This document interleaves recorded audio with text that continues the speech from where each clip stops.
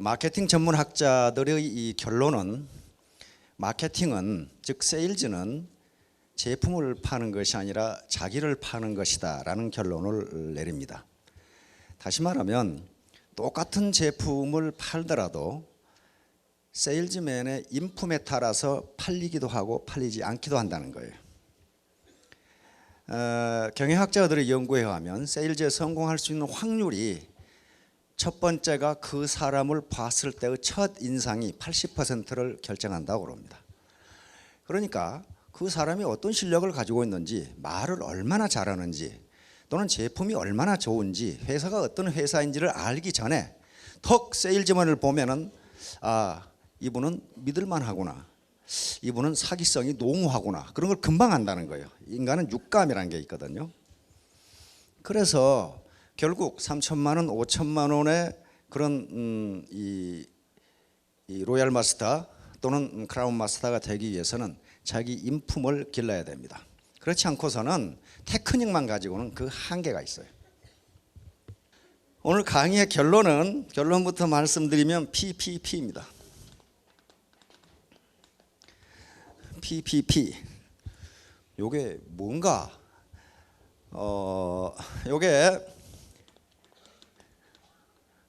이건 펌프입니다. 펌프. 앞에 P는 펌프고 가운데 P는 프라이밍이라고 합니다. 프라이밍은 이렇게 물을 길러 오르다, 프라이밍이야. 뒤에 P는 팔리시입니다. 이것을 우리말로 학자들은 유수정책이라고 이렇게 번역을 했습니다. 유수정책이라고. 요 유자는 끌 유자, 사람을 유인한다, 유혹한다 할 때 유자예요. 물을 끌어서 올린다. 이게 무슨 말이냐면요, 이건 미국에 1930년대 세계 대공황이 발생했을 때 대공황이 왜 일어났는지 이걸 분석하는 과정에서 국민들의 수중에 돈이 없어서 돈을 쓰지 않으니까 물건이 안 팔리고, 물건이 안 팔려서 불황이 되고, 불황이 심해지니까 공황이 됐다. 그러면 경제를 살리려면 어떻게 해야 되는가? 돈을 풀자. 이거예요. 돈을 풀자. 다시 말하면 루스벨트 대통령이 뉴딜 정책을 하면, 새로운 정책이라는 거죠. 뉴딜 정책을 하면서 TVA라고 그러는데 테네시가 하곡을 계속 막아가지고 댐을 만드는 공사입니다. 그러면 정부에서 토목 사업을 하면은 정부가 돈을 찍어서 내보내죠.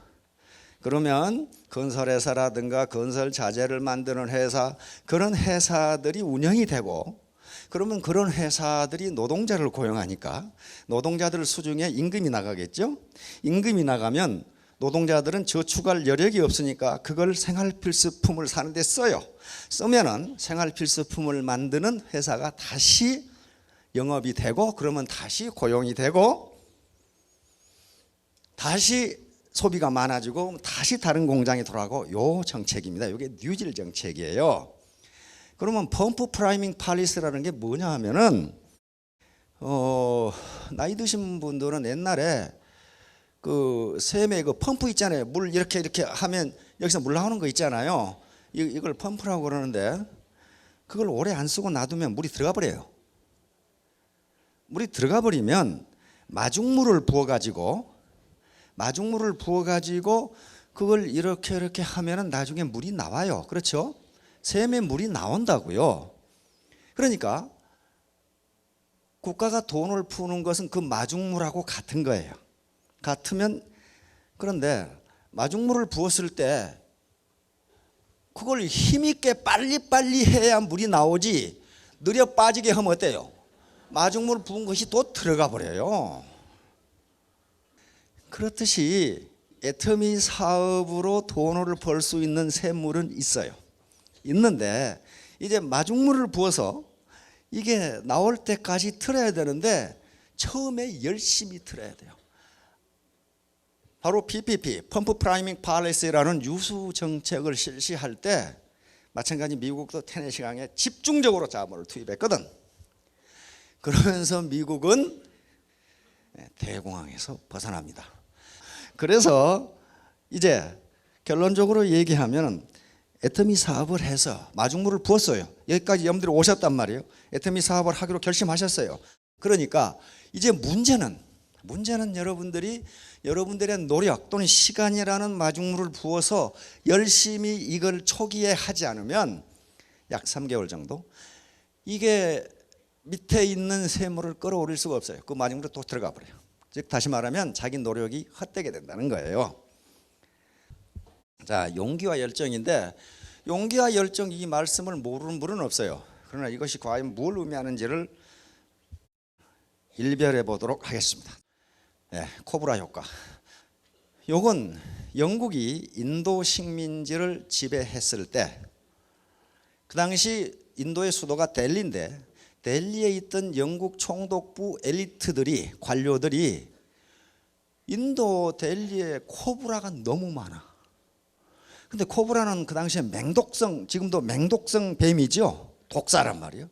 근데 그 당시 독을 중화시킬 수 있는 의료 기술이 발달된 것도 아니고 굉장히 위험하거든요. 그래서 이 머리 좋고 똑똑한 영국 총독부 관리들이 코브라를 때려잡아 오면은 돈을 주겠다 그랬단 말이에요. 아주 기가 막힌 정책이죠. 그럼 돈을 받기 위해서 인도 국민들은 전부 다 코브라를 때려잡아 오겠죠. 전부 돈을 줬어요. 그래서 처음에는 아주 효과적인 것처럼 보였어. 코브라 숫자가 점점 줄어들어. 그러더니 1년, 2년이 지났는데 코브라 숫자가 잡아오는 코브라 숫자가 줄어들기커녕 더 늘어나. 그래서 이상하다 하고 조사해 보니까 각 집에서 코브라를 기르고 있어. 근데 그 인도 국민들의 행동은요, 경제학적 관점에서 매우 합리적인 겁니다. 그렇죠? 그렇게 하면 보상을 받을 수 있는데 그걸 도덕적으로 나쁘다고 할 수가 없어요. 그것은 정책 결정이 잘못된 거지 인도인들의 행동이 비합리적인 게 아니에요. 그 합리적이거든. 이 똑똑한 총독부 관리들은 그래서 즉각 코브라에 대한 보상을 중지했어요. 보상 정책을 중지하니까 인도 국민들은 이제 집에서 기를 필요가 없지요. 괜히 사료주고 뭐 때문에 길러? 그걸 밖에다 갖다 내다 버리니까 델리가 코브라 천지가 되어버려요. 자, 이걸 코브라 효과라고 그럽니다. 다시 말하면 어떤 문제를 해결하기 위해서 채택한 방책이 오히려 문제를 악화시키는 현상이에요. 이 현상이 많아요. 국가 정책이나 자기 개인의 의사결정에도 아주 많아요. 그래서 애터미 사업에서 성공하는데 우리가 연합을 해야 된다. 형제 라인도 서로 도와야 된다. 여러 사람 의견을 들어야 된다. 이런 게 바로 코브라 효과를 방지하게 한 거예요. 자, 그러면 이제 과유불급. 과는 지나치다 그 말이고 유는 같을 유자입니다. 이거 같을 유자. 불급은 미치지 못하는 것. 그러니까 지나친 것과 미치지 못한 것은 같다 그 말이에요. 같다. 이것은 논어에서 나온 말입니다. 원문이 여기 있는데요. 자공이라는 사람은 공자의 수제자 중 한 사람인데 공자가 직접 10명의 제자를 지적을 했어요. 그 10명 중에 한 사람입니다. 공문 사과 십철이라고 하는. 이 양반이 물었어요. 사여 상야 숙현. 여기 사는 사람 이름입니다. 공자의 제자에 자장이라는 제자가 있었는데 아주 뛰어난 학자입니다. 또 상은 자하라는 제자가 있는데 그 자하의 이름이에요. 그러니까 자장이라는 사람은 생각은 안 하고 행동부터 하고 보는 사람이에요. 그리고 자하라는 제자는 행동은 안 하고 계속 생각만 하고 있는 사람이에요. 그러니까 자공이 물은 겁니다. 자장과 자하는 누가 현명합니까? 그러니까 공자가 대답하기를 사는 자장은 지나치고 상은 자하는 미치지 못한다. 너무 느리다. 자공이 또 묻습니다. 그렇다면 지나친 사가 더 낫습니까? 요 나을 유자입니다. 더 훌륭합니까? 그러니까 자왈 과유불급. 지나친 놈이나 모자란 놈이나 똑같다. 그런 말이에요.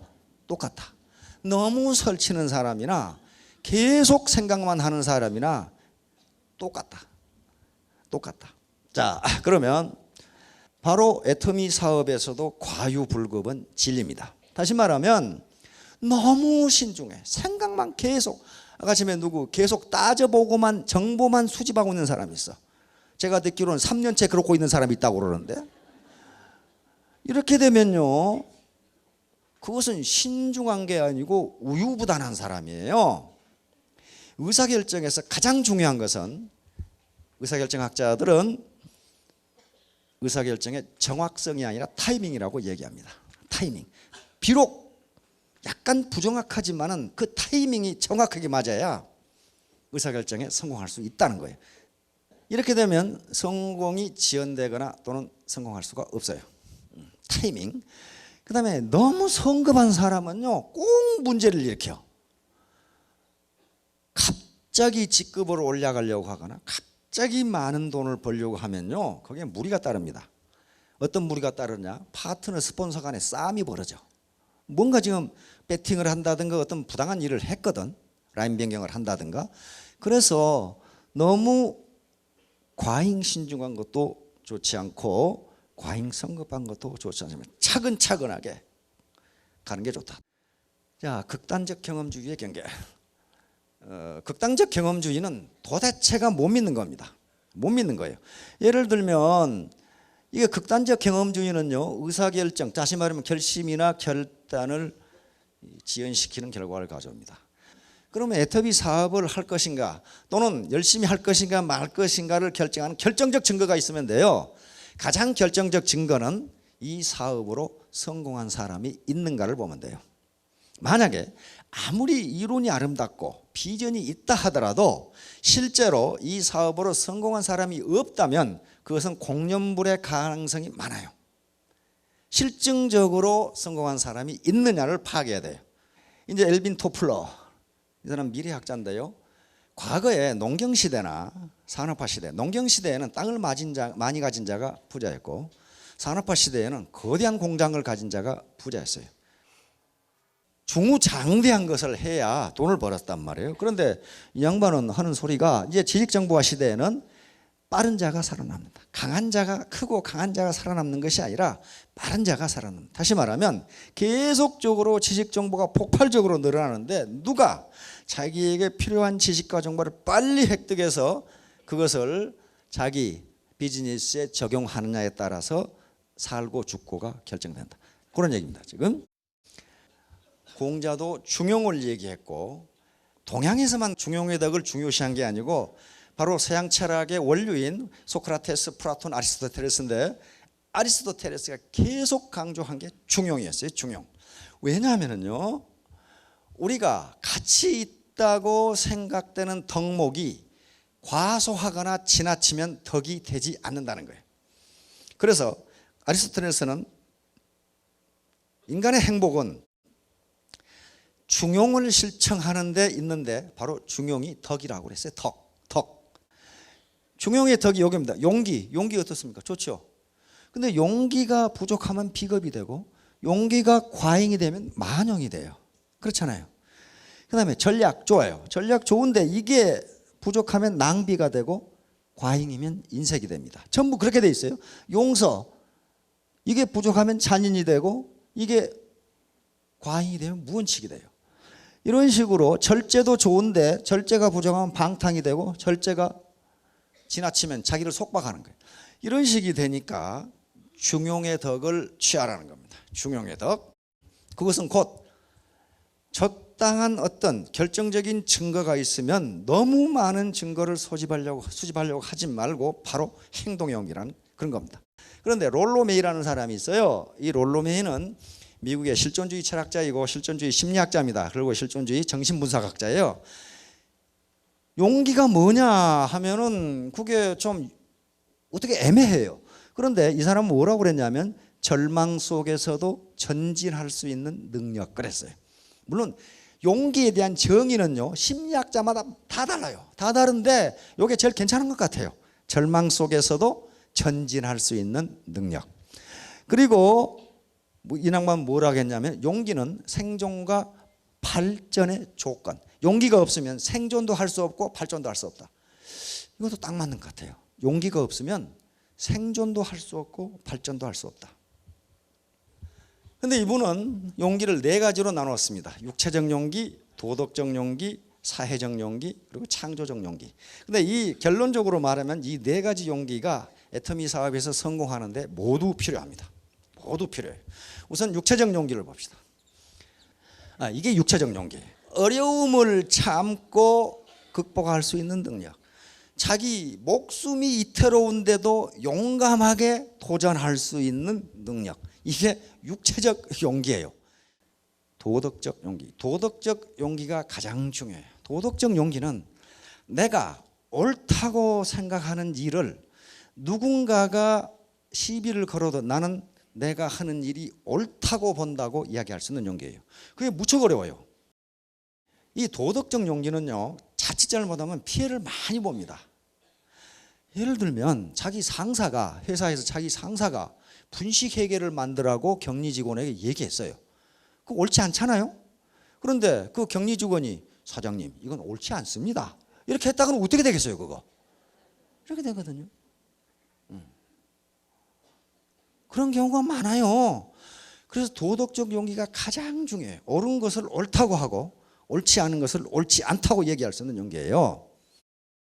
나는 일반적으로 다단계 사업에 대한 인식은 굉장히 안 좋지만은 내가 가서 정보를 수집하고 분석해보고 따져보니까 애터미 사업은 옳은 사업이다.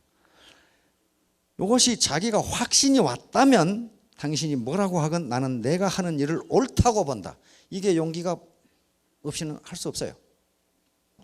사회적 용기는 이제 자기 표현을 할 수 있는 용기, 그리고 자기와 친하지 않은 사람과도 가깝게 지낼 수 있는 용기, 이런 것들이요. 이것은 사회적 관심을 갖는. 그러니까 여기 보세요. 여기 있는 것처럼 이런 서양인이 아프리카에 가서 이렇게 도움을 주고 이렇게 할 수 있는, 이거 엄청난 용기입니다. 그러니까 혼자 뭘 하기는 쉽지만은 사회 속에 들어가서 뭔가 하기는 어렵다는 거예요. 사회적으로 자기 표현을 한다는 것은 아까처럼 바로 모르는 사람에게도 나는 애터미 사업이 옳다고 본다. 이거 치약 싸고 좋습니다. 한번 써보세요. 당신에게 손해가 가지 않습니다. 이렇게 할 수 있는 게 사회적 용기고, 그 다음에 파트너 스폰서 관계에서 자기가 아는 사람과 친할 뿐만 아니라 모르는 사람과도 똑같이 친할 수 있는 용기. 롤로메이는 이렇게 설명하고 있어요. 그렇게 되지 않으면 사회가 성숙하지가 않는다는 거예요. 즉 끼리끼리 모여가지고 연고주의로 끼리끼리 모여가지고 사회가 성숙하지 않는다는 거예요. 애터미 사업에서 가장 중요한 게 이 사회적 용기라고 생각합니다. 옆에 앉아있는 사람 잘 모르는 사람인데 애터미 얘기를 할 수 있는 용기, 그리고 내 파트너가 비록 마음에 안 들고 처음 보는 사람이지만은 같이 친해질 수 있는 용기, 이게 사회적 용기. 이제 창조적 용기인데 롤로메이는 이것이 가장 중요하다고 그렇게 얘기했습니다. 다시 말하면 이런 육체적 용기, 도덕적 용기, 사회적 용기, 여기에서 뭐가 옳고 무엇이 옳지 않다고 생각했으면 그것을 고치려고 노력하라는 거예요. 그리고 새로운 패러다임, 세상을 보는 새로운 눈을 갖고 당신이 속한 조직을 그렇게 개선해 나가라는 거예요. 육체적 용기, 도덕적 용기, 사회적 용기, 그리고 창조적 용기를 갖는다면 여러분들이 자신감 있게 누가 뭐라고 하건 사회적으로 굉장히 인식이 이 비우호적임에도 불구하고 나는 내가 하는 일이 옳다고 생각하면 밀고 나갈 수가 있다는 겁니다. 자, 열정이 있어야 됩니다. 열정. 바로 이 김연아 선수는 패션이라고 하는 건데, 열정이 없이는 아무것도 되질 않아요. 열정은 어디서 나오냐 하면은 간절한 마음에서 나옵니다. 자, 결론적으로 이야기합니다. 즉각 실시해야 돼. 자기가 이 사업이 옳다고 판단했으면 do now, 즉각 실시해야 됩니다. 왜 그러냐면요, 학자들은 72대 2의 법칙이라는 것을 자주 이야기합니다. 72대 1의 법칙이라는 것은 자기가 결심한 바를 72시간 내에 행동으로 옮기지 않으면 그것이 성공할 확률은 1%에도 미치지 못한다. 우리말에 작심삼일이라는 것도 유사합니다. 조금 해보다가 만난 말이에요. 72시간 내에 반드시 행동으로 옮기고 그 행동이 적어도 100일간 계속돼야 된답니다. 그 다음에 do together, 연합 비즈니스, 같이 해라. 결코 애터미 사업은 결코 혼자 성공할 수 없습니다. 왜냐하면 휴먼 네트워크거든요. 문자 그대로 네트워크예요. 한 회원, 한 사업자는요, 그물의 한 코에 불과합니다. 자기가 그물 전체를 이루지를 못해요. 수많은 사람이 그물에 한 코를 유지하면서 거대한 그물을 만드는 거란 말이에요. 그래서 같이 하라. 결코 혼자 독불장군이 되어서는 안 된다. 세 번째, 간절한 마음. 간절함. 이게 간절함이 없이는 아무것도 되지 않아요. 자기가 나는 반드시 성공하겠다는 간절한 마음이 있어요. 이게 제일 중요해. Do not give up. 절대로 포기하지 마라. 아까 PPP처럼 물이 나올 때까지 이건 해야 될 거 아니에요. 그렇죠? 이걸 물이 나올 때까지 마중물을 부어서 하지 않으면 중간에 다시 물이 들어가 버려요. 안 돼요. 그건 안 되는 겁니다. 그게 자연의 법칙이에요.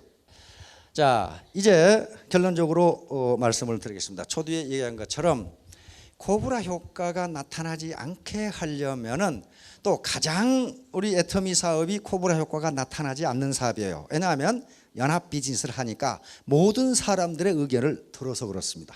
각계각층의 사람들이 얘기를 다 듣는다. 어떻게 성공할 수 있느냐? 마치 PPP처럼 이미 물이 빠져버린, 나는 지금 직업도 없고 사업도 잘 안 되고 이렇게 물이 빠져버린 여기에 마중물을 부어서, 마중물을 붓는 것은 자기 노력밖에 없어요. 애터미에서는 무슨 뭐 진입비를 내라든가 유지비를 내라든가 그런 게 없으니까 자기 노력이라는 마중물을 부어서 그것이 샘물이 나올 때까지 열심히 하면 됩니다. 그 처음에가 가장 어려워요. 그게 한 3개월 정도 되는데요. 열심히 펌프질을 해서 생수가 쏟아져 나오면 그게 이제 오토 판매사예요. 그 다음부터는 이걸 좀 느리게 움직여도 물은 계속 나오고 물이 들어가지가 않아요. 자, 여러분들 포기하지 마시고 끝까지 성공하시기 바랍니다. 감사합니다.